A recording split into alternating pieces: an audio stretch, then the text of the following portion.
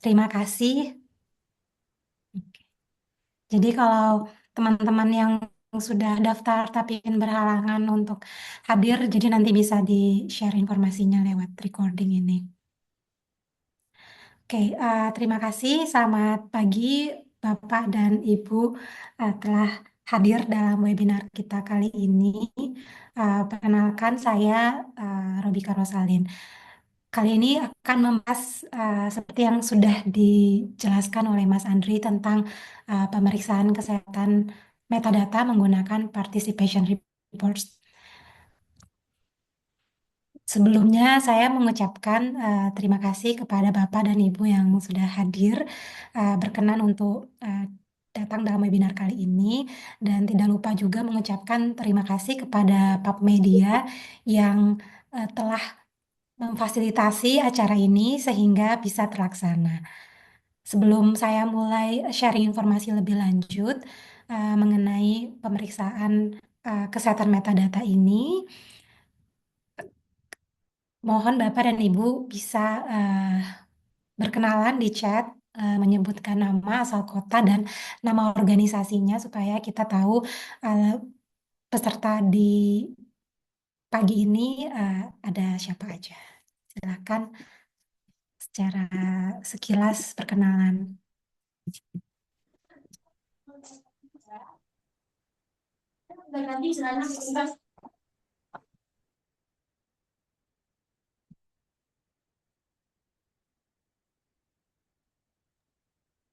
Ya, jadi di chat bisa menyebutkan nama, asal kota, dan nama organisasinya. Ya, ada Pak Ahmad Saifuddin. Halo Pak, dari Jogja ya, Institut Press.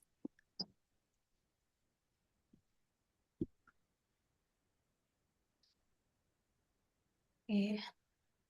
Halo Mbak Rini dari Padang.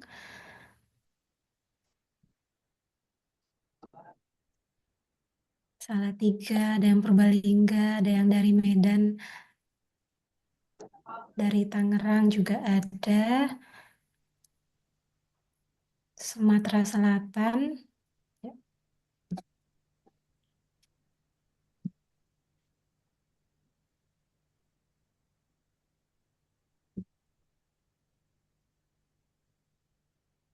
Ya, wow. Dari Pak Nur Komarudin, Lombok, Inkesiarsi Mataram. Oke, selamat pagi semuanya. Kita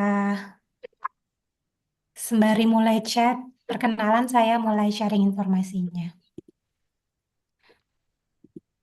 Oke, hari ini saya akan menjelaskan, mengingatkan mengenai pentingnya metadata itu. Apa sih itu metadata? Nanti akan dijelaskan lebih lanjut. Kemudian mendemonstrasikan penggunaan participation reports tool-nya Crossref, mengecek participation reports dari masing-masing institusi, kemudian meningkatkan kelengkapan metadata. Jadi biasanya nanti setelah kita cek masing-masing participation reports tool-nya, metadatanya akan terlihat apakah persentasenya tinggi atau rendah, terus bagaimana cara meningkatkan kelengkapannya supaya bisa naik persentasenya. Selanjutnya kita lanjutkan dengan sesi tanya jawab. Saya Robika Rosalin, member support specialist dari membership timnya Crossref. Dan saya hari ini tidak sendiri, dibantu juga oleh Crossref Ambassador, Pak Fauji Nurdin. Halo Pak Fauji, terima kasih udah meluangkan waktunya pagi ini. Sama Mbak. Oke, kita akan membahas apa sih sebenarnya kewajiban sebagai anggota dari Crossref ini sendiri. Jadi anggota Crossref itu kalau pada saat pendaftaran ada membership terms. Nah, itu dijelaskan apa aja sih kewajiban dari member Crossref. Jadi harus melakukan registrasi DOIS-nya untuk setiap item yang dipublikasikan. Kemudian memberikan metadata yang kaya dan akurat, menayangkan DOI-nya pada landing page-nya untuk setiap item yang dipublikasikan. Menjaga data metadata untuk selalu up to date. Jadi semakin banyak metadata yang dilengkapi, nanti pas ada 11 data elements, kalau pada jurnal biasanya ada 11 data elements, itu semakin baik dan semakin bagus. Mengapa? Karena kelengkapan metadata ini sangat penting dan satu-satu antar elemen tersebut dia saling terkoneksi. Jadi membuat discoverability, kemungkinan artikel tersebut ditemukan, jadi semakin tinggi kesempatannya. Jadi apa aja yang harus diperhatikan pada landing page? Biasanya landing page itu berisi dari full bibliografi informasi. Jadi user dapat melakukan verifikasi dan mengklik di halaman yang tepat. Biasanya pas kita klik link device-nya, dia akan resolve ke landing page tersebut. Kemudian landing page-nya mendisplaykan URL DOIs-nya tersebut. Dan ada uh, informasi mengenai link ke PDF-nya, ke full text URL-nya. Jadi sebagai pengingat, kebanyakan publisher beberapa ada yang masih URL landing page-nya itu ke PDF langsung, bukan ke landing page. Jadi disarankan untuk diperbaiki kalau masih ada yang landing page-nya langsung ke PDF, itu baiknya direvisi supaya landing page-nya itu ke link URL resolve-nya dahulu, baru ada klik tombol untuk ke full text-nya. Nah, dari tadi kita ngebahas apa itu metadata. Nah, metadata itu basic elemen seperti judul, tanggal, nama penulis, abstrak, lokasinya, lokasi URL-nya tadi. Nah, itu yang salah satu yang dasar dari metadata. Tambahannya bisa tambahkan dengan similarity checks and text mining URL. Kemudian untuk bisa juga apabila ada yang sudah aktif service crossmark, bisa dimasukkan salah satu dari metadata juga. Kemudian bagian dari provenance, publisher information, seperti uh, publisher, funder, terus steward information. Metadata lainnya bisa clinical trial info, kemudian funding information seperti funder ID tadi, grant DOIs, uh, dan yang terbaru ada ROR ya, ROR ID, dan sebelumnya juga Orchid ID. Nah, mendaftarkan DOIs ini, pastikan registrasinya berhasil. Jadi, link DOIs-nya dapat diklik dan muncul ketika artikel yang dituju diklik. Perhatikan terhadap unregistered DOIs. Apa itu unregistered DOIs? Nanti selanjutnya akan saya jelaskan lebih lanjut. Jadi di sini yang disebut namanya DOIs, link yang ketika kita klik dan langsung ke landing page-nya. Nah, ini yang kita sebut dengan landing page, yaitu berisi ada judul artikelnya, nama penulisnya beserta afiliasinya, kemudian ada link DOIs-nya tersebut. Bu Ocha, maaf menyela sedikit. Slide-nya sepertinya nggak jalan, Bu. Oh Banyak yang ya, ya. oke. Hmm.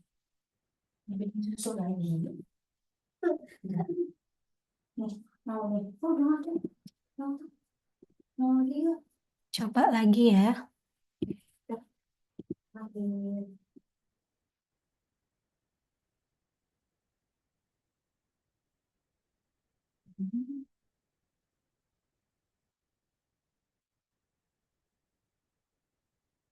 Berarti dari awal sampai yang ini nggak muncul ya Pak? Mas. Tadi halaman pertama aja yang muncul, Bu. Ya. Iya, Bu, dari awal eh, hanya judul aja dari sama dijelaskan tadi sampai Oke, ini berarti udah ya. sudah Bu, sudah. Terima kasih udah diingatkan. Untung nggak sebelum jauh slide-nya. Oke, saya ulang lagi. Tadi basic basic metadata tadi ada ini ya. Ada judul, ada penulisnya, ada abstraknya. Kemudian ada additional tambahannya ini seperti ini. Crossmark, ada relationship di sini, translation, references, kemudian gimana cara sifatinya. Selanjutnya ada tadi publisher, funder, uh, clinical trial info, kemudian ada funder registry ID, ORCID ID, dan ROR ID. Nah, bagaimana mendaftarkan DOIS-nya tadi? Tadi ini ya, yang kita sebut tadi DOIS-nya tadi. Biasanya pastikan di sini terdiri dari DOI prefix-nya dan si uh, tambahan informasinya di sini.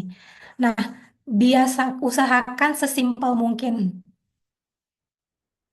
di sini. Jadi supaya memudahkan untuk bagi yang mengisi data jadi lebih mudah. Nah, yang di sini yang kita sebut tadi namanya landing page. Landing page ini tadi terdiri dari judul artikelnya tersebut, ada nama penulis dan afiliasinya, kemudian ada link di sini yang bisa kita klik ke device-nya tadi, ketika kita klik langsung resolve ke landing page ini. Kemudian ada eh, bagian yang kita sebut untuk klik ke full text URL-nya. Ada yang bisa langsung PDF-nya diakses ke full semua, kita bisa lihat. Ada juga yang harus login dulu, itu tidak masalah.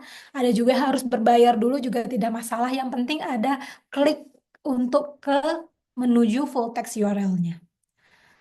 Yang ini tadi basic ya, metadata elements-nya tadi juga bisa bagaimana cara mensitasinya. Nah, kebanyakan dari publisher di Indonesia ketika mendaftar ke Crossref, banyak yang ini tadi tidak teraktivasi. Jadi ketika diklik, nah langsung menuju ke DIY Foundation. Harusnya ketika ini diklik, menuju ke link ini. Nah, ketika ini diklik menuju ke link DIY Foundation, kita nyebutnya unregistered DIY. Ini bisa jadi pas registrasi kontennya tidak berhasil atau ada error. Ada juga baru-baru ini kami mendapatkan ketika dia bikin ini prefix dan sufiksnya ini ada spasi. Nah, ketika ada spasi di sistem jadi di coding jadi persen 20. Nah, usahakan pastikan tidak ada spasi di sini.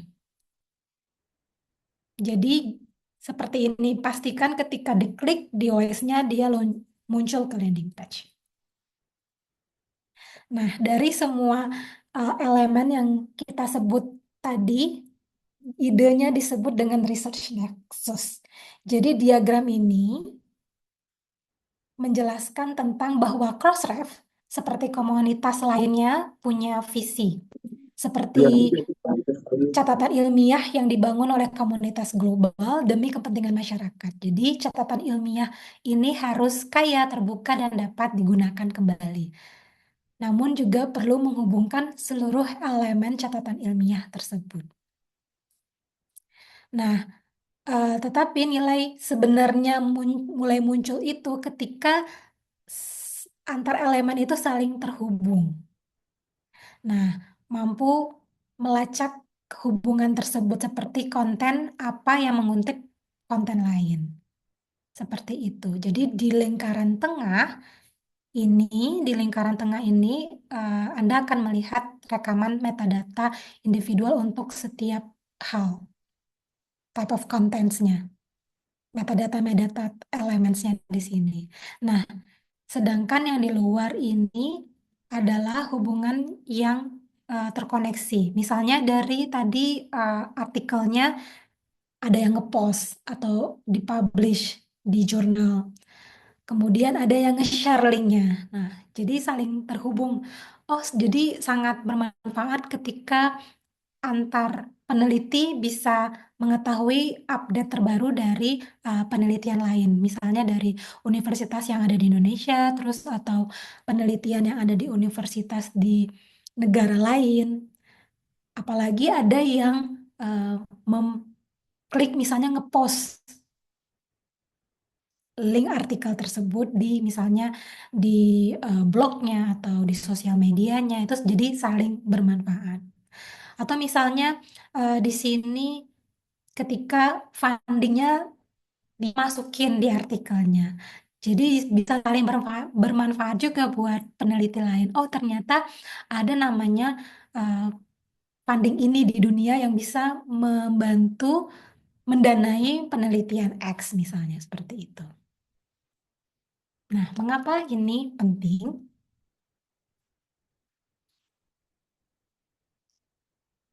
Diagram ini menunjukkan bagaimana metadata Crossref digunakan di hilir dan jenis organisasi yang menggunakannya.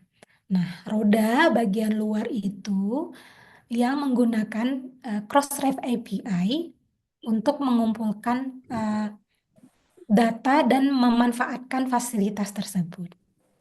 Jadi misalnya seperti hosting konten. Nah, hosting konten ini organisasi salah satu contohnya OJS. OJS itu dia menggunakan Crossref metadata untuk meningkatkan platformnya seperti cited by plugin. Kalau di sini ada bibliografi management seperti Mendeley, Zotero. Jadi dia memanfaatkan API Crossref untuk membuat referensi, jadi bisa citasinya. Kemudian ada library discovery. Di sini dia menggunakan Crossref metadata untuk membantu peneliti menemukan kontennya. Matrix dan analitik di sini seperti Web of Science, Dimension, dia menggunakan Crossref metadata untuk menarik data informasi sehingga bisa dianalisa. Seperti misalnya berapa banyak artikelnya telah disitasi atau berapa banyak artikelnya sudah diklik. Nah, itu mereka semua kebanyakan mengambil data dari metadata dari API-nya Crossref. Nah, makanya sangat penting uh, bagi Bapak Ibu yang bertugas untuk meregistrasi artikel tersebut mengisi selengkap mungkin setiap kolom yang harus diisi. Nah, kami di Crossref punya alat participation reports tool. Di sini jadi bisa memvisualisasi gimana sih keadaan metadata saat ini. Apakah sudah lengkap atau masih banyak yang perlu ditambahkan atau masih banyak yang kosong. Sebelumnya kita bisa mengetahui itu lewat XML. Tapi itu seperti coding yang tidak ramah bagi orang-orang yang tidak mengerti coding gitu. Jadi dibuat visualisasi participation reports tool ini.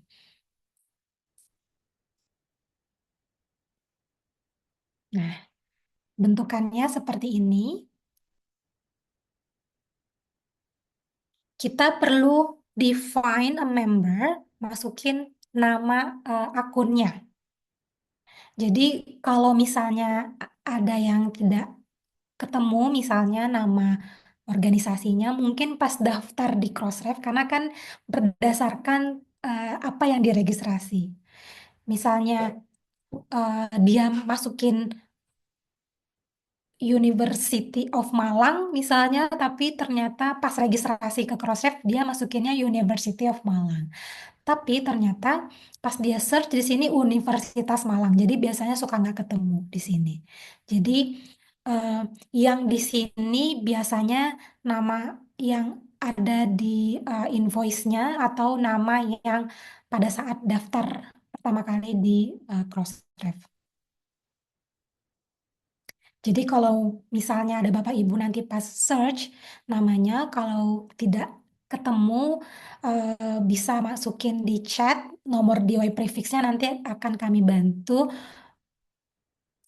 mencari nama akunnya apa. Nah, di sini visualisasinya. Jadi ini jadi lebih mudah kebaca. Kalau pakai coding API, di sini dia tidak seperti ini tampilannya. Nah, di sini ada kita lihat nama akunnya. Kebetulan ini kami mengambil eLife Science Publication karena dia registrasinya banyak. Jadi bisa dapat mengcover semua uh, yang harus kita jelaskan hari ini. Nah, di sebelah kanan ini item-item yang sudah dia registrasi. Nah, kalau di sini kita lihat dia sudah meregistrasi sekitar 11.890 konten. Kemudian di sini ada 11 data elemen. Nah, kalau jurnal artikel biasanya lengkap ya, ada references, ada abstrak, ada ORCID ID-nya, ada affiliation-nya, ada ROR ID-nya, ada fund registration ID-nya, kemudian funding awards number, crossmark enable-nya, kemudian text mining URL, license URL, dan similarity checks URL. Dan setiap type konten beda-beda, tidak semua ada type konten selengkap ini. Di sini kita bisa, kalau kita klik current content ini, ada 3 item di sini. All time. All time ini adalah summary dari current dan back file. Apa itu current content? Current content itu adalah konten yang diregistrasi dalam 2 tahun terakhir. Berarti kalau sekarang berarti di 2005 dan di 2024. Kalau back file itu 2 tahun lebih lama, berarti di 2003 ke bawah. Jadi kita bisa lihat dan kita bisa mengevaluasi. Misalnya di 2 tahun terakhir atau ada terjadi pergantian pemimpin atau pergantian si pengelola jurnalnya. Nah, itu berpengaruh juga buat kita evaluasi. Kenapa di 2 tahun terakhir misalnya eh, persentasenya tinggi, yang pas di back file diklik persentasenya turun. Nah, berarti ada improvement dengan manajemen sekarang yang eh, melengkapi semua data elemen tersebut. Nah, di sini kebetulan si eLives ini dia punya banyak tipe-tipe konten. Ada book chapters, ada book, ada conference papers, ada data sets, ada journal article, ada preprint, sama standar. Kalau organisasi Bapak dan Ibu cuman hanya mendaftarkan jurnal artikel, di sini dia cuma jurnal artikel, nggak ada pilihan ini. Kalau misalnya mendaftarkan semua banyak tipe konten, ini akan muncul. Jadi nggak usah khawatir, kalau di sini cuma ada journal articles, ya memang kebetulan Bapak dan Ibu organisasinya hanya punya jurnal artikel.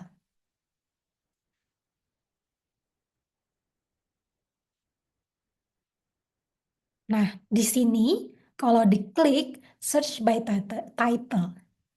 Jadi misalnya satu universitas atau satu organisasi, suatu perusahaan punya menghasilkan ada beberapa jurnal. Nah, di sini bisa kita cek per item per jurnal tersebut. Karena di sini kalau kita tidak masukkan title-nya, yang muncul adalah summary akunnya. Jadi summary dari semua jurnal-jurnal yang diregistrasi.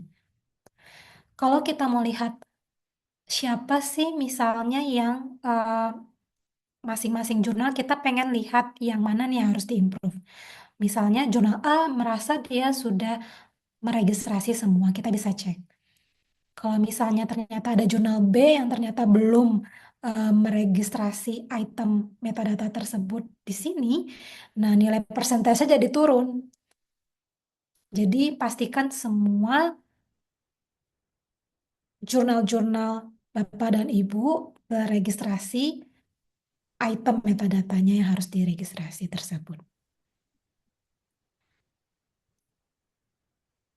Kalau kita klik, ada di sini tombol I di sini, ini adalah bagian informasi. Nah, bagian informasi ini kita bisa klik masing-masing item, apa itu references, dan kenapa itu penting. Dan bagaimana cara kita untuk meningkatkan skornya tersebut. Jadi masing-masing item tersebut ada penjelasannya. References ini merupakan yang sangat penting. Biasanya kalau misalnya banyak yang belum terisi, kami akan sangat menyarankan untuk bagian references ini yang paling penting untuk di-update. Karena dengan referensi ini satu artikel dengan artikel lain ketika dia mensitasi itu saling terhubung. Jadi semakin banyak artikel tersebut disitasi, jadi semakin banyak muncul di referensi berbagai artikel itu semakin bagus. Jadi semakin dia discoverability artikelnya semakin mudah dicari. Nah, kemudian di sini ada abstrak. Abstrak juga wajib diisi. ORCID ID ini si penulis. Kayak ya KTP-nya penulis. Bagi misalnya yang bagian administrator yang melakukan registrasi artikel, misalnya si penulisnya tidak masukkan ORCID ID-nya, kalau bisa dikembalikan lagi, tolong Bapak Ibu lengkapin ORCID ID-nya. Jadi sangat penting informasi tersebut, jadi semakin lengkap. Kemudian affiliation-nya itu dimasukkan nama institusinya. Kalau ROR ID ini kayak KTP-nya nama afiliasinya tersebut. Ini baru dimasukkan di sini di participation reports kita. Kalau di OJS sudah ada link-link ROR di ID ini, tapi dari PKP katanya akan aktif di OJS versi 3.6. Kemudian funder registry ID ya, siapa yang membiayai penelitian tersebut. Nah, biasanya nanti peneliti akan memasukkan ID dari funder registry tersebut. Kalau misalnya dia dapat dana hibah, ada award number juga dimasukkan.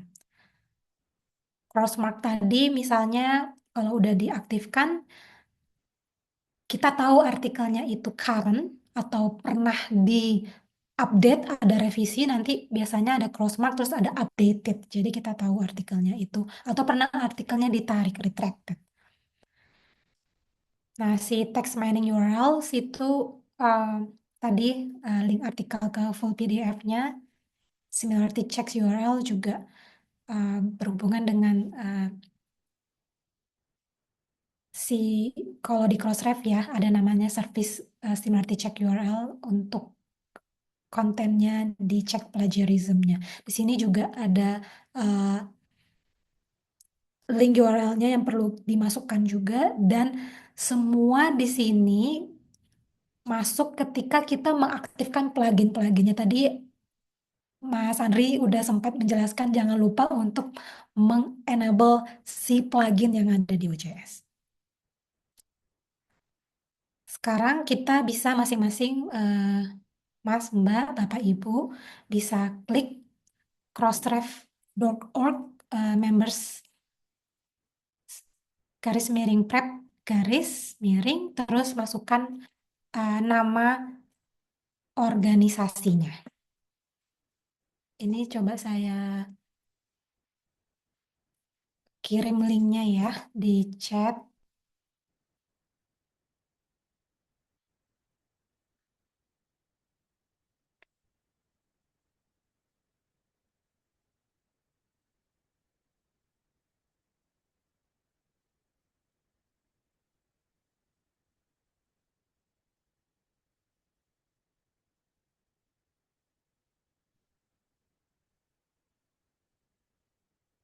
Nih. Sekarang kita mulai masing-masing untuk mengecek dari organisasinya. Saya sudah mengirim link chat participation report tool-nya. Pak Fauji juga udah mengasih linknya. Terima kasih Pak Fauji.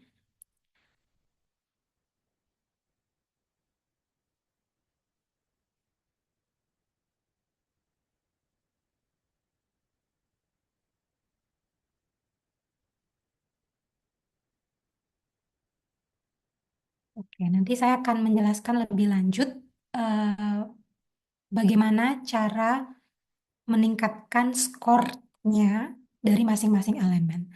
Sekarang bisa langsung ke sesi tanya jawab, Mas Andri. Iya, baik. Baik, terima kasih Mbak Ocha atas penjelasannya. Eh, ini luar biasa ya. Jadi saya juga baru dapat informasi ya terkait dengan participation report, terutama di bagian yang apa namanya, yang ROR ya. Silakan kepada Bapak Ibu yang em, ada penjelasan yang belum mengerti atau misalnya ada pertanyaan bisa disampaikan secara langsung ya, atau bisa menggunakan media chat Zoom. Disilakan Bapak Ibu.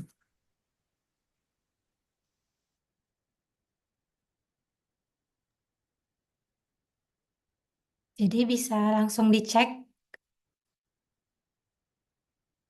masing-masing organisasinya.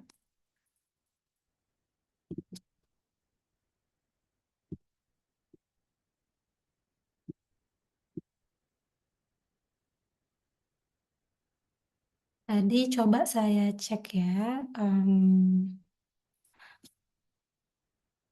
Ada yang mau dijelaskan, misalnya organisasinya siapa, apa, dan saya akan tampilkan di slide.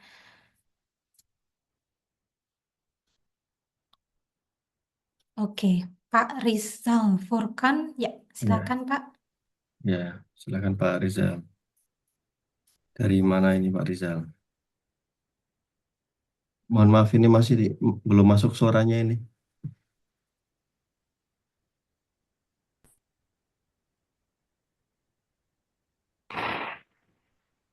Dari publisher Mas ini. Oh ya, dari silakan Pak Pak Rizal. Tadi yang dijelaskan di proses ini kan penjelasan mengenai Suaranya masih terdengar kecil ini Pak Rizal. Mohon maaf. punya saya ini bagian affiliation reference lisan itu kok masih 0% ya. Oh iya. Mohon maaf, untuk nama publishernya apa ya Pak? Bisa dituliskan di chat Zoom.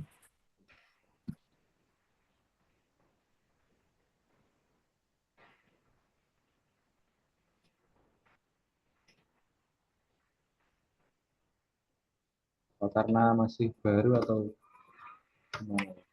Oh, ini Mbak Ocha. Oke, terdaftar apa? Jadi semuanya masih, oke kita coba ya. Rizania Media Pratama.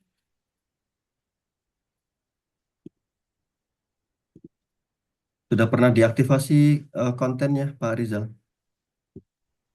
Semua sudah aktif, Pak Andri. Oh ya, sebentar. Ini kita coba cek sama Mbak Ocha.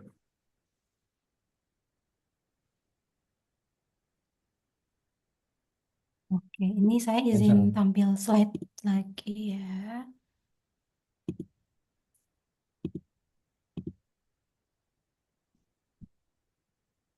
Ya, ini benar ya, CV Rizania Media Pratama. Betul, betul, Pak. Oke, pertanyaannya tadi, Masih ada yang nol katanya. Ya, kan kok 0%.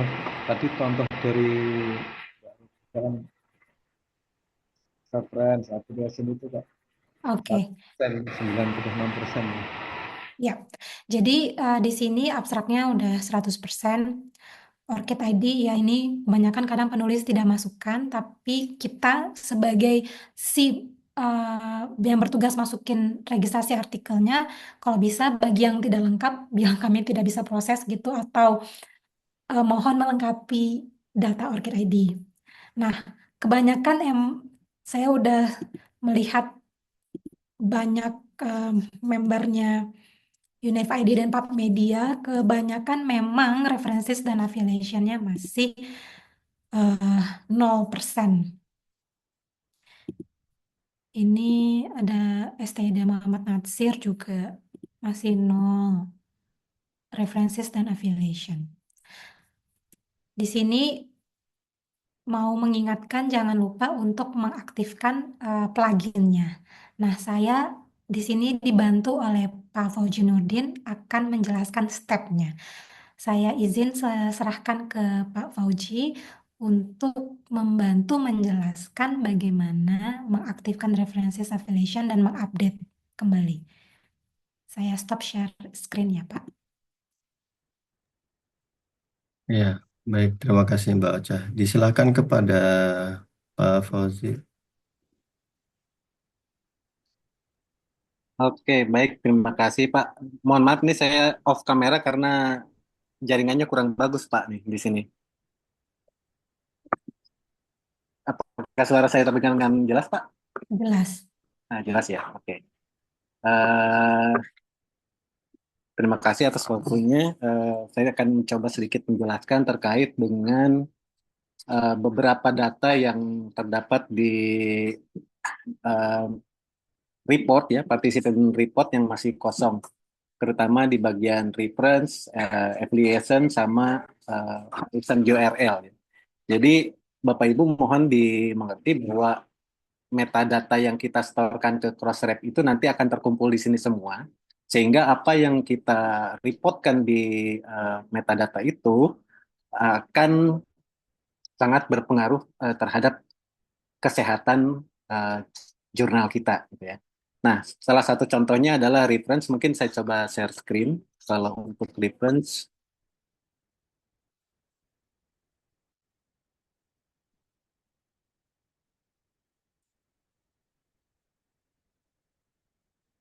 apakah share screen-nya terlihat?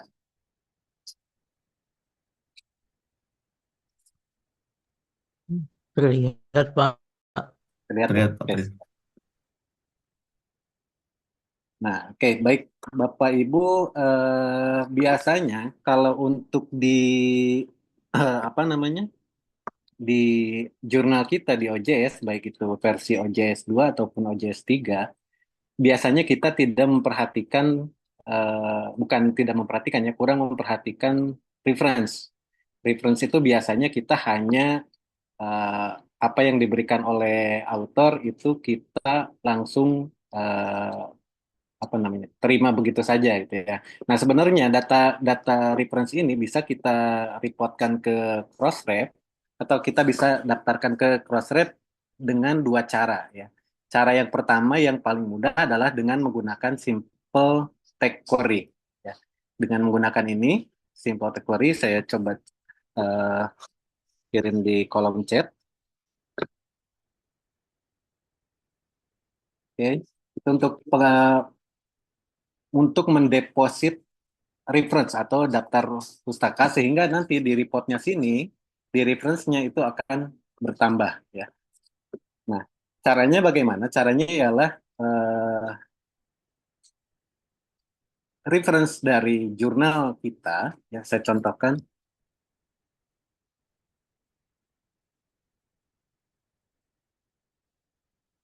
Saya contohkan satu jurnal.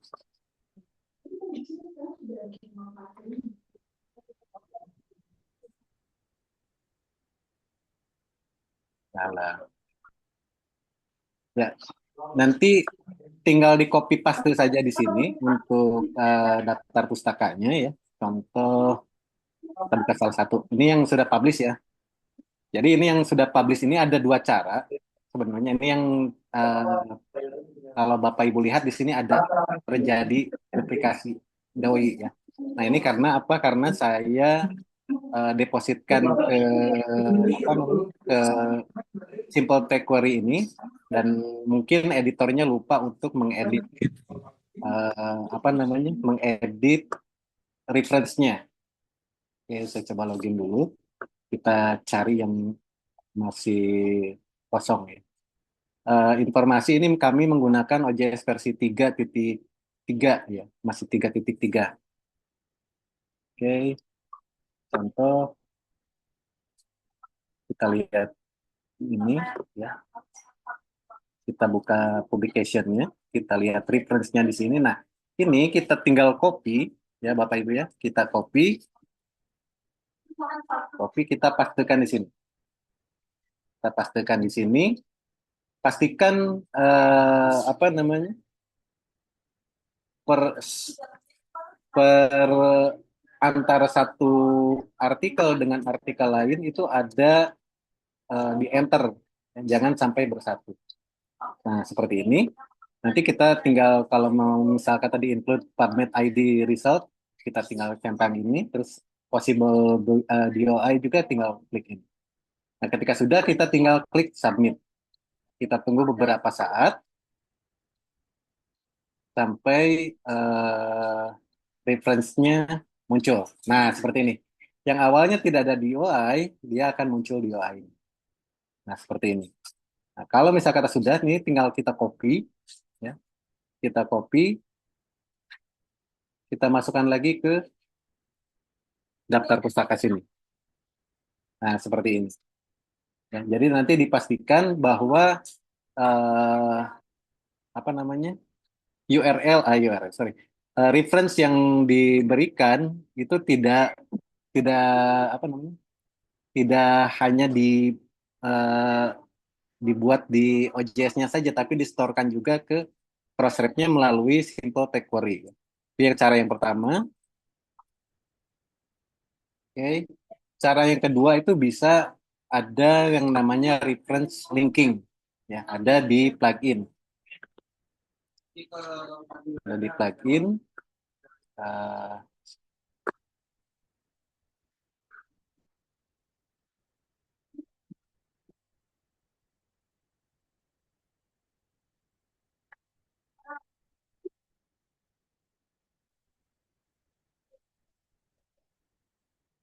nah, Jadi di setting ini ya Pak, setting ya, website. di setting, di website setting, ada reference.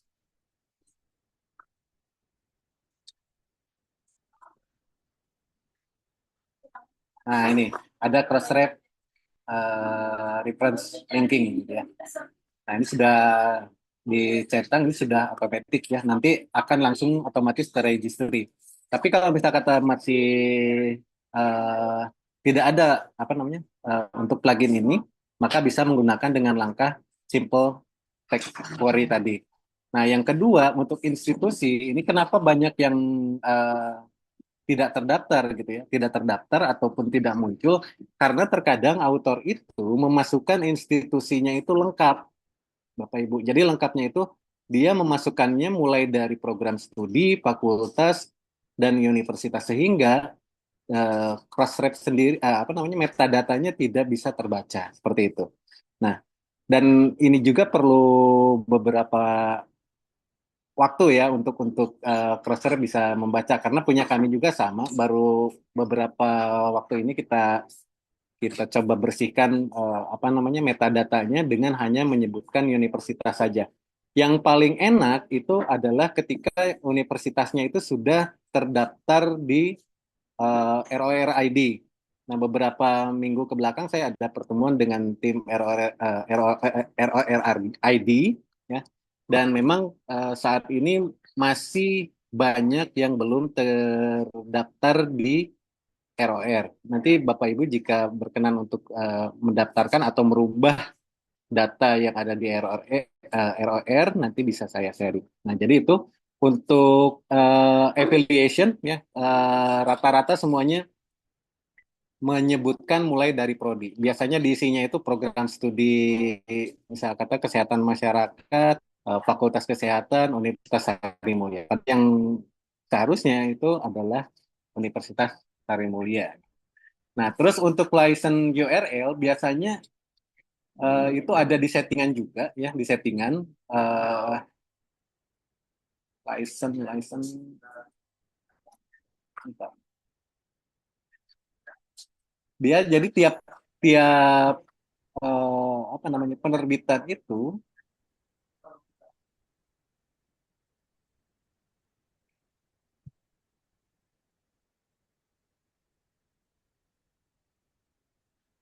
Nah, ini di sini. Di bagian submission ya, submission kita lihat artikelnya ada di permission dan disclosure. Nah, ini kebetulan lisensinya kita menggunakan Creative Commons CC BY gitu ya. Jadi sudah terpasang semuanya. Makanya hasilnya 100% ada lisensinya. Contoh di artikel yang sudah terbit itu seperti ini. Ya. Nah, di yang sudah terbit itu ada ini. Ada license-nya bahwa yang megang lisensi untuk artikel ini adalah masih tetap author. Itu untuk license. Nah, untuk yang selanjutnya ada similarity check ini ya. Similarity check 100%. Nah, similarity check ini ketika kita menggunakan software dari Crossref ya, Authenticate softwarenya ini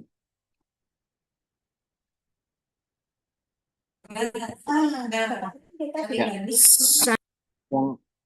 yang ini ya, Authenticate. Nah, ketika kita menggunakan ini itu otomatis akan masuk ya, masuk ke dalam sini, ke dalam participation report.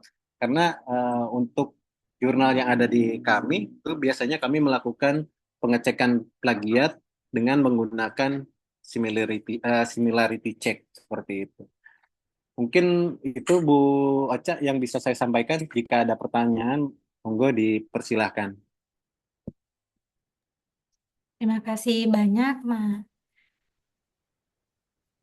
Kang Fauji. Bagaimana tadi, Mas Rizal, apakah sudah tercerahkan dengan penjelasannya? Ya, sudah. Baru juga. Cuman itu kalau untuk ngecek apa tadi simple text query itu tadi ya, itu nggak perlu login ya.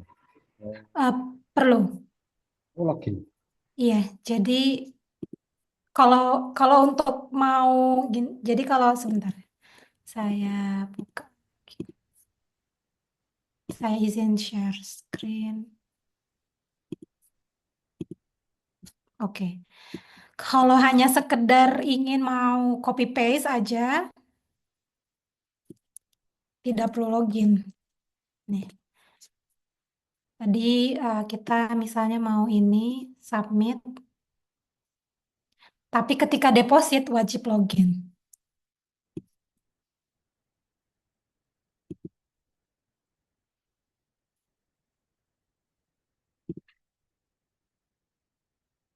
Jadi tadi simple text query, ini tadi ada contoh di bawah.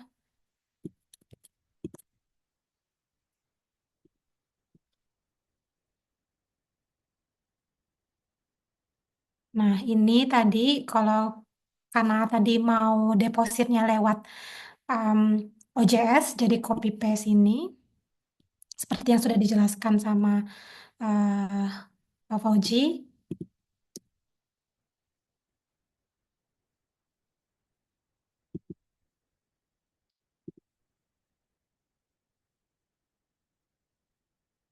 Nah, di sini nanti ada klik deposit. Nah, ini masukin email address-nya, username, password, sama parent DOI-nya yang tadi, prefix sufiksnya tadi di sini. Terus deposit. Seperti itu. Berarti satu-satu ya itu. Iya, kebetulan untuk references saat ini belum ada yang bisa bulk. Ya, terima kasih. Siap. Ini tadi menyimpulkan apa yang sudah disampaikan. Hmm. Share. Ya, izin Mbak Ocha, ini ada yang bertanya di direct message ke saya. Mm-mm. Saya bacakan dulu.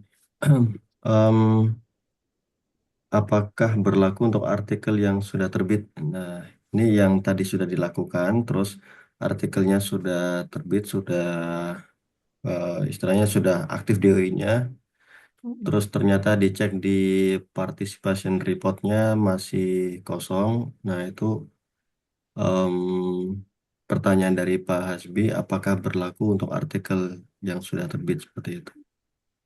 Ya, Nah, siap. Oke. Izin jawab ya, Pak. oke. Oke. Ini tadi, oke.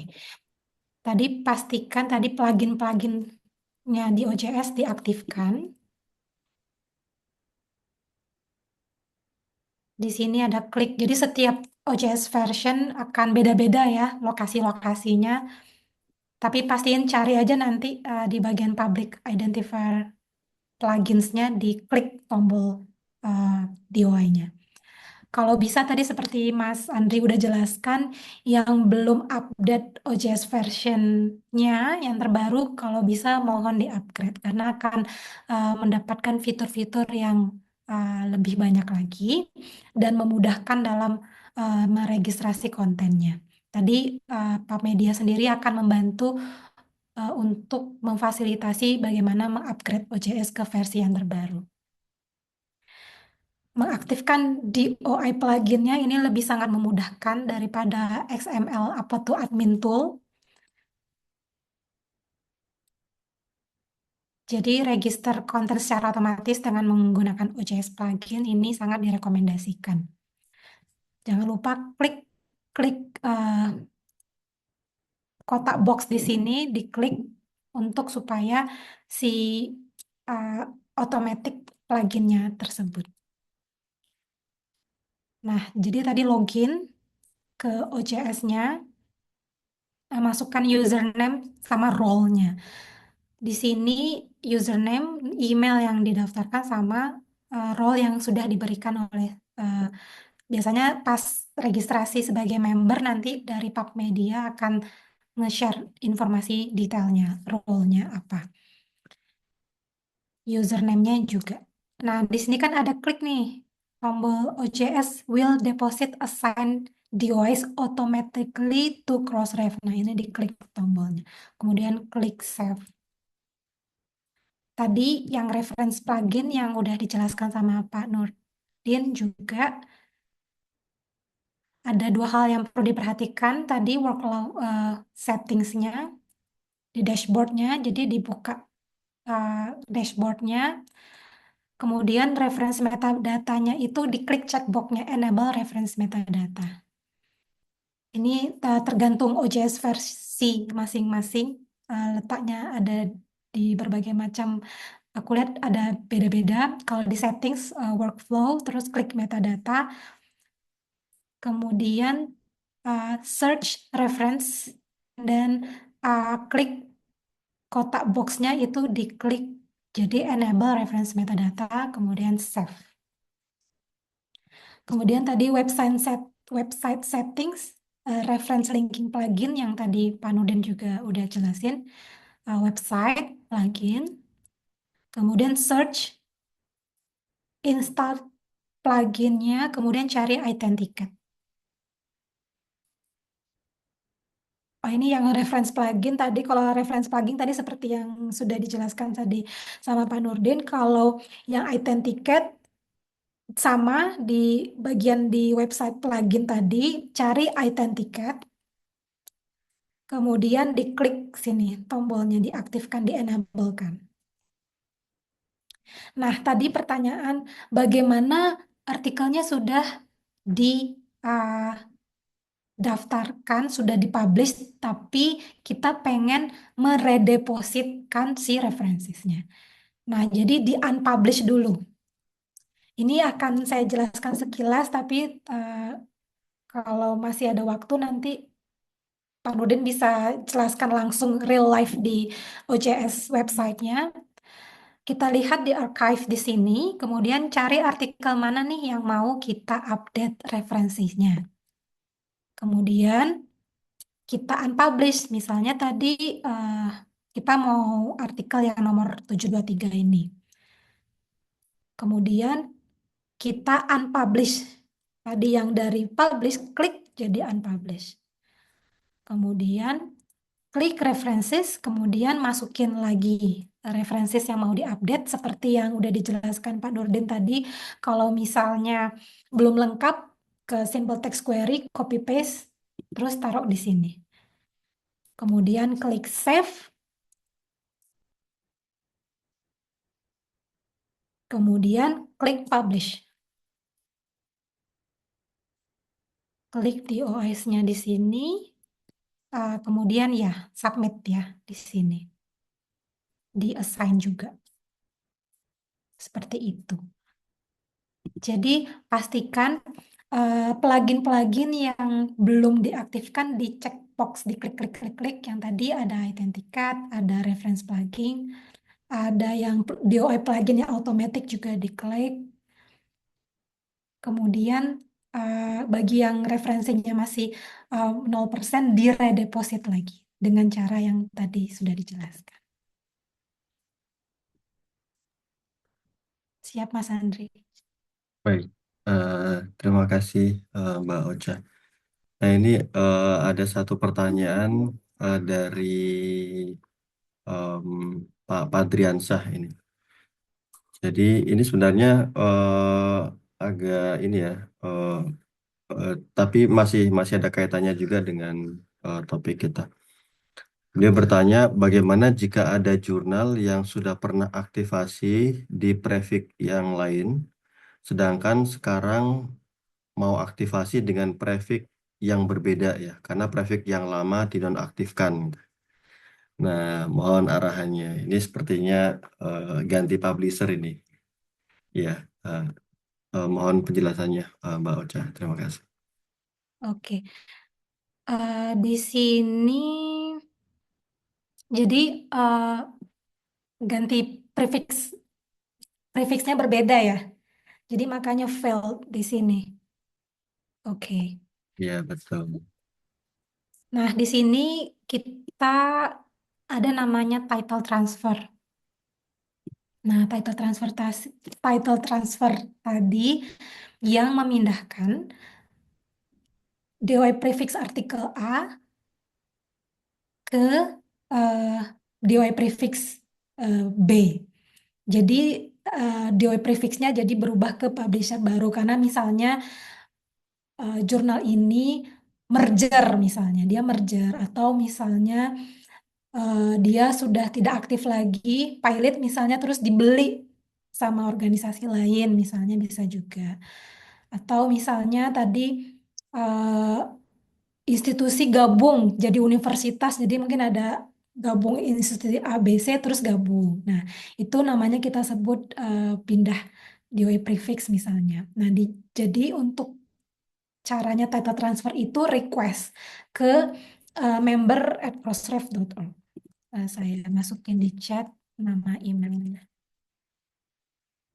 Nah, jadi ketika ada failure message seperti ini, boleh kirim ke member at crossref.org. Nanti tim kami akan menyelidiki lebih lanjut apa permasalahan yang terjadi. Nanti bisa juga dibantu sama tim support Crossref. Kalau memang perlu dilakukan kesalahannya, ternyata dia sudah pindah prefix, kami akan membantu memindahkan title tersebut ke DOI prefix yang baru. Seperti itu. Jadi request ke email ke Crossref member@crossref.org. Iya. Pak Padriansyah, demikian ya penjelasannya ya. Nanti Bapak bisa berkirim email ke member@crossref. Nah, .org ya. Tapi nanti yang berkirim email adalah kontak person ya. Kontak person apa namanya yang berkirim email ke member@crossref untuk validasinya ya. Sehingga nanti bisa diproses oleh pihak Crossref. Demikian Pak Padriansyah. Satu lagi pertanyaan ini Mbak Ocha di chat oleh Pak Eman Sulaiman. Izin bertanya untuk OJS 3.404 tidak bisa generate DOI. Katanya muter-muter terus. Nah ini Pak Fauji nih yang apakah ada solusi? Ya, silakan. Oke, Pak baik. Eman, Pak Eman mungkin bisa Pak Iman Sulaiman ya. diinformasikan spesifik Iya, ya Ini mungkin atau bisa share screen mungkin ya. oh boleh. Izin share screen, Pak.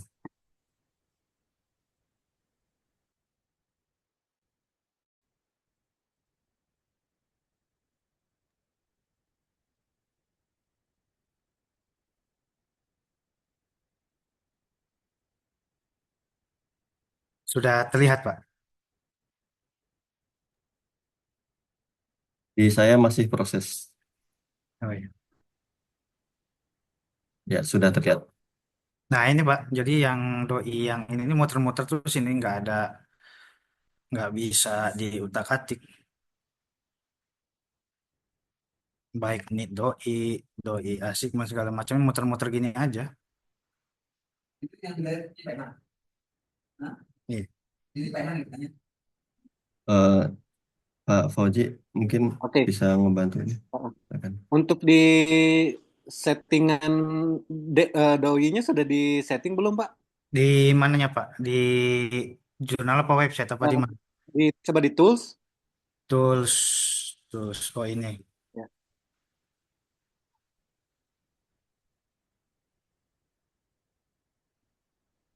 Ini dihapus dulu kali. Cepat. Nah, itu Pak, yang Crossref XML plugin. Crossref XML plugin. Ya, klik yang doi setting, Pak. Doi setting. Ke bawah itu sudah diisi semua ya, Pak ya? Sudah Pak. Registernya, Pak. Yang registrationnya. Registration. Sudah. Username passwordnya itu yang dikasih sama Pak. Yang dikasih sama PubMed-nya, Pak. Yang dari Crossref-nya. Oh yang dari Crossref-nya. Iya, betul. Username-nya yang dari Crossref-nya, Pak. Oh. Dicoba dulu. Oke, baik. Nanti saya stop dulu. Nanti saya informasikan. Terima kasih, Pak. Siap. Oke, siap. Username biasanya email sama garis miring role-nya, Pak, biasanya Oh iya. dimasukkan. Iya. Mas Andri, izin mau menambahkan tadi dari pertanyaannya Pak Padriansyah. Setelah saya cek Pak Padriansyah 10.36767 ini di sistem kami memang di OI-nya 10.36767 tadi ini inaktif. Di sini statusnya tidak di renew ya, tidak continue membership-nya. Nah, makanya dia tidak aktif. Jadi ketika registrasi gagal. Ini terakhir account-nya ditutup tahun 2023 bulan November tanggal 13. Jadi untuk mengaktifkannya kembali tadi udah benar kirim email ke member@crossref.org. Bapak mungkin pas di email bisa jelaskan misalnya Bapak bilang tadi sudah pindah ke organisasi mana, nanti akan dipandu lebih lanjut di sana. Baik, terima kasih atas tambahan penjelasannya, Mbak Ocha. Mohon konfirmasinya, Pak Padriansyah. Sudah bisa kan ya? Ya. Iya. Oke, Pak Andri, mohon maaf, izin sedikit menambahkan. Jadi Baik, baik, siap. untuk Bapak Ibu ya, mohon diperhatikan sebelum melakukan register atau deposit DOI ke Crossref, mohon diperhatikan metadata harus benar-benar sesuai yang diminta oleh Crossref. Salah satu contoh yang sering kejadian itu error tidak bisa diregistrikan, ternyata user atau author hanya memiliki satu nama. Ya, jadi nama depan saja, yang nama belakangnya tidak diisi. Nah, nanti mohon diperhatikan untuk nama author, nama depan dan nama belakang atau family name dan surname itu wajib diisi.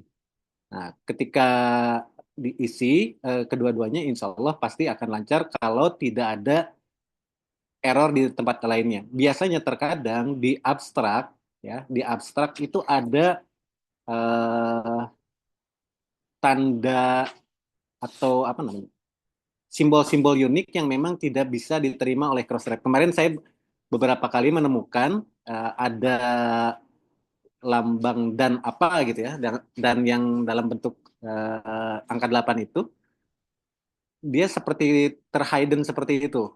Nah, terhidden ketika di report di apa namanya dilaporkan didaftarkan ke Crossref ternyata error. Nah, begitu saya cek ada unique karakter. Nah, begitu dicek unique karakter itu ternyata ya memang ada yang tersembunyi. Mungkin mungkin lah author ini dia untuk menghindari cek plagiarism sehingga dia memasukkan unique Unicode ke dalam abstraknya tersebut. Ya, jadi mohon diperhatikan sebelum meregisterkan kontennya ke Crossref, metadata harus benar-benar sudah clear atau sudah clean sehingga meminimalisir untuk terjadinya error, baik itu by sistem OJS ataupun uh, via web deposit. Ya, mungkin itu aja Pak Andi tambahannya. Iya, baik. Terima kasih Pak Fauzi. Em, Bapak Ibu, apakah ada yang perlu ditanyakan kembali ya atau dikonfirmasi terkait dengan pengaturan DOI dan em, apa namanya status DOI-nya? Oh, ini ada satu lagi ya di chat. Dari Pak Ikrom dari UIN Al Azhar. UIN Al Azhar ada di LLG. Oke. Jadi apakah dalam mengirim email ke member@crossref.org kami sudah berubah nama institusi itu menggunakan bahasa Inggris dalam email yang dikirim? Oke. Oh, berarti ini maksudnya ada perubahan nama institusi. Nah, bahasa yang dikirimkan menggunakan bahasa Inggris atau bahasa yang lain. Oke. Ya, mohon. Kebetulan, ya terima kasih Mas Andri, terima kasih Mas Ikrom atas pertanyaannya. Bagi Bapak Ibu yang pengen menulis kirim email ke member@crossref dengan bahasa Indonesia, silahkan. Karena ada saya di sana yang akan membantu mentranslate ke bahasa Inggris. Jadi nggak usah takut-takut email ke member@crossref, pakai bahasa Indonesia tidak masalah. Kalau mau pakai bahasa Inggris juga boleh, mau pakai bahasa Indonesia juga boleh, tidak masalah. Yang penting jelas yang mengirim adalah kontak orang yang terregistrasi email dan namanya pada saat eh, mengirim, pada saat mendaftarkan akunnya. Itu sangat memudahkan kami karena kalau misalnya ada yang berubah, biasanya kami akan selalu minta verifikasi kepada kontak yang sudah terregistrasi. Kalau misalnya yang email itu adalah orang yang berbeda, ketika kami search di sistem kami tidak punya email dan nama yang pengirim, biasanya kami akan minta bantuan ke sponsor organisasinya, misalnya PAP Media untuk membantu verifikasi, atau kami meminta untuk email request-nya dikirim ulang sama kontak yang sudah terregistrasi, seperti itu. Ya, baik. Terima kasih atas penjelasannya, Mbak Ocha. Ini memudahkan Iya, kita ya, Bapak Ibu dan iya, teman-teman sekalian, karena misalnya kita em, em, berkomunikasi dengan menggunakan bahasa Inggris masih belum ini, maka bisa menggunakan bahasa Indonesia ya, sehingga nanti maksud dan tujuannya bisa tersampaikan dengan baik ya, tidak terbalik-terbalik seperti itu.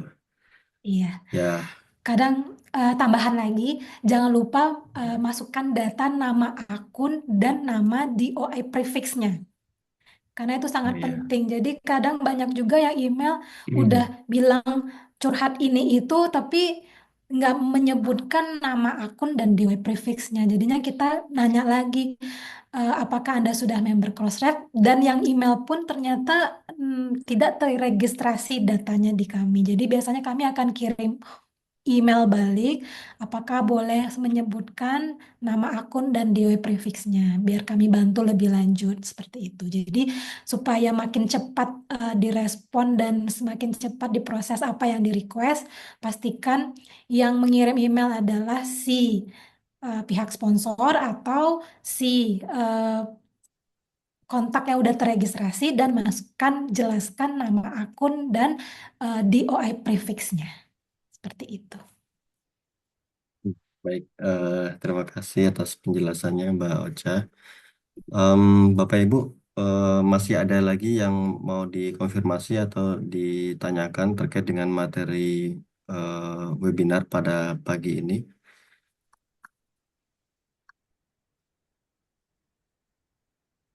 Ya, nanti presentasi akan di-share Pak Majid.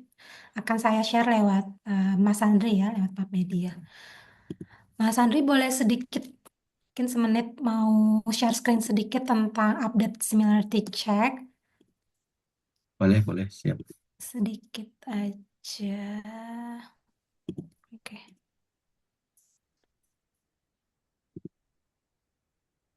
Hmm.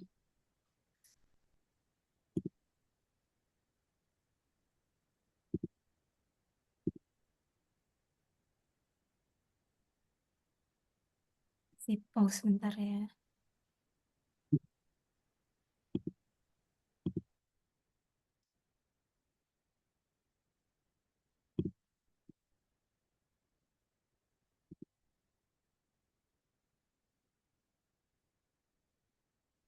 Oke.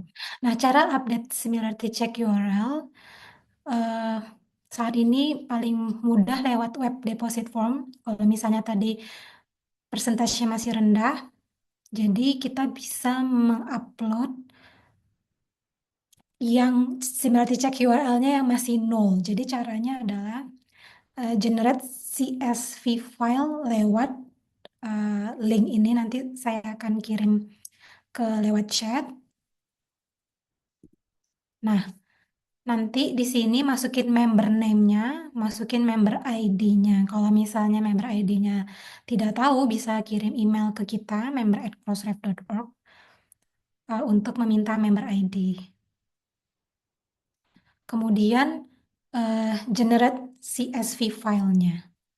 Nah, nanti upload ulang, redeposit ulang di web deposit form. Di sini ada klik supplemental metadata upload.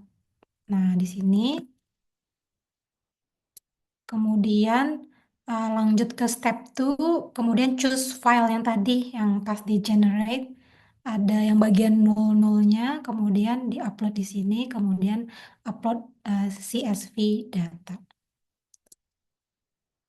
Nah, yang bisa update secara banyak itu kali ini hanya bisa funding data, similarity check URL, text and data mining URL, sama license info. Jadi CSV file tadi ke admin tool. Untuk informasi lebih lanjut bisa baca dokumentasinya Crossref, www.crossref.org /documentation. Bisa juga bertanya di lewat community forum kami. Biasanya di sini member-member lain akan membantu juga kalau misalnya kami belum balas atau misalnya jadi saling sharing informasi di sini. community.crossref.org. Kalau kontak kita juga bisa langsung lewat di sini, ada link formnya. Atau bisa langsung email ke member@crossref.org. Kalau secara teknikal bisa ke support@crossref.org. Nanti akan saya kirim di chat linknya. Oke, sekian dari saya, Mas Andri.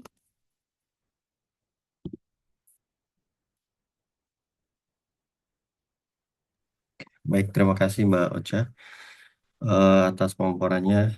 Alhamdulillah materi pada kesempatan kali ini kita cukupkan sampai di sini ya. Saya ucapkan terima kasih ke Mbak Ocha, Pak Fauzi Nurdin yang sudah berkenan memberikan sharing knowledge ya kepada kita terkait dengan banyak hal ya, DOI, setting, aktivasi dan banyak hal lainnya. Semoga ini bermanfaat bagi kita semua dalam mengelola jurnal ya, mengelola metadata Crossref dan ini nanti akan bermanfaat bagi kita dan bagi teman-teman yang menggunakan metadata kita. Sebelum acara ini ditutup, saya izin menyampaikan informasi bahwa terkait dengan kesulitan setting ya, setting dan aktivasi DOI, apa yang tadi sudah sampaikan sebenarnya masih hal yang umum ya. Nanti misalnya Bapak Ibu menemukan kerumitan-kerumitan lain ya, apa namanya kesulitan-kesulitan yang lain bisa menghubungi kami ya di Pak Media dan Bapak Ibu bisa bergabung dengan kami ya di grup WhatsApp kami. Nanti bisa kontak aja di apa namanya di nomor WA yang tertera di sini ya. Bisa WA nomor WA Mas Wendy misalnya ada kesulitan apa terkait dengan jurnal atau OJS atau misalnya ada kesulitan aktivasi DOI bisa WA em, sehingga bisa kita bantu ya untuk menyelesaikan persoalan terkait dengan setting DOI, aktivasi dan semua hal yang berkaitan dengan DOI. Sekali lagi terima kasih ke Mbak Ocha, Pak Fauzinuddin. Eh, Mohon tidak bosan-bosan ya untuk kita minta bantuan untuk menyampaikan informasi-informasi terbaru ya dari Crossref. Kepada Bapak Ibu peserta, terima kasih banyak atas waktu dan kesempatannya. Saya akhiri webinar pada kesempatan kali ini dengan ucapan Alhamdulillahirrabbilalamin. Saya akhiri, Assalamualaikum warahmatullahi wabarakatuh. Waalaikumsalam. Terima kasih semuanya Ya, Bapak Ibu. terima kasih. Terima kasih semuanya. Pak Andri, terima kasih banyak Pak Andri. Ya, terima kasih Pak Faji. Terima kasih ya. Terima kasih Pak Fauzi, Saya izin makasih lift Mas ini soalnya Andri. sudah jam makan siang nih di Banjarmasin. Oh iya. Ya. Terima kasih ya. Ya.